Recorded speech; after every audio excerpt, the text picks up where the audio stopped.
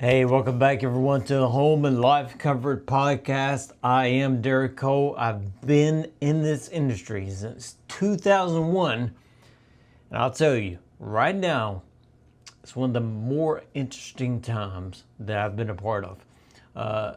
It's really interesting for homeowners that are trying to figure out what to do with their HVAC system. Today I want to talk about something generally a lot of people think about. It's on their minds a lot, especially coming into the spring. Should I repair or replace my HVAC system? And I want to give you a straight answer, not sales, but what I'm actually seeing in the field and what the industry data is telling us. So here's the backdrop for the industry. 2025 was a rough year for the industry. Equipment sales are down, shipments are down, and some months they're down 40 to 50% compared to the year before. And one of the main reasons, homeowners are hesitating. Costs are up. Economy feels uncertain, and when something goes wrong with the system, the instinct for homeowners is, let's just fix it and kick the can down the road, right?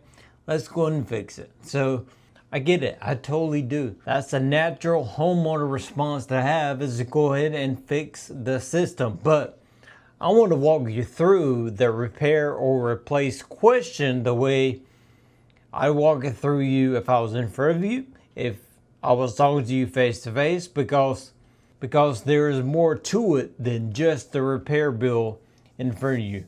The question isn't how much does the repair cost? The real question is, what is it going to cost me to keep this system for another 2, 3, 4 years? And am I ever going to get that money back?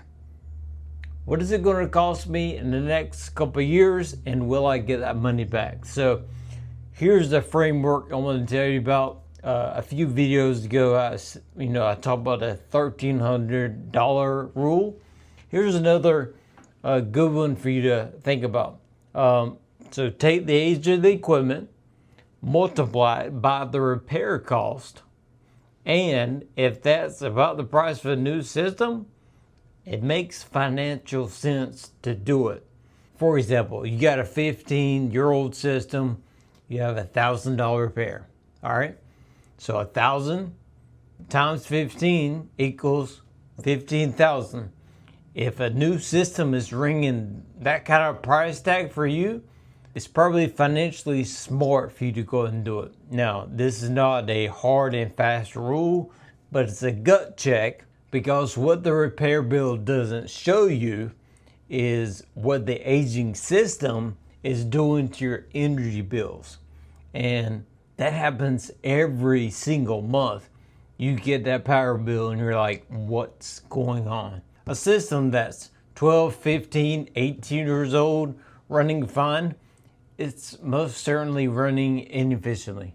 We're talking about systems, it could be operating 30 to 40% less efficient than a new system that's available today.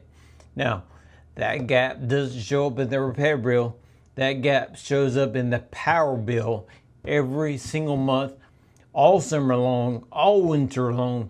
That gap shows up. So when you're doing that math on repair versus replace, you've got to factor that in to what you're already losing. Not just the hard repair costs today, but what you're losing by being inefficient. So here's where I land on this. If your system is under 10 years old, it's generally worth repairing.